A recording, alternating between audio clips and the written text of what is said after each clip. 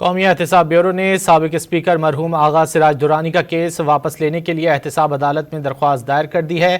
NAB حکام کا درخواست میں موقف ہے کہ آغا سراج درانی اور شریک ملزم ذوالفقار علی ڈاہر انتقال کر چکے ہیں، جس کے بعد ملزمان کے خلاف کارروائی ختم ہو چکی ہے۔ مزید جانیں گے ڈان نیوز کے نمائندے شفیع بلوچ سے۔ شفیع بتائیے۔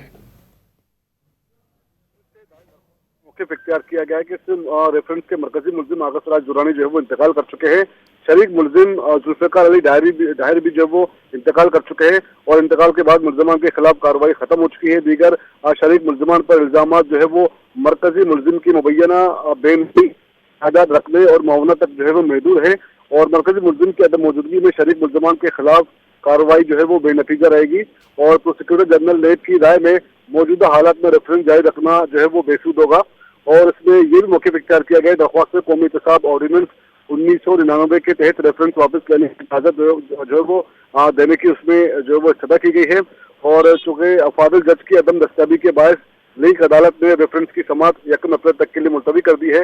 عدالت نے تمام ملزمان کو آئندہ سماعت پر جو ہے وہ پیش ہونے کی ہدایت کر دی ہے۔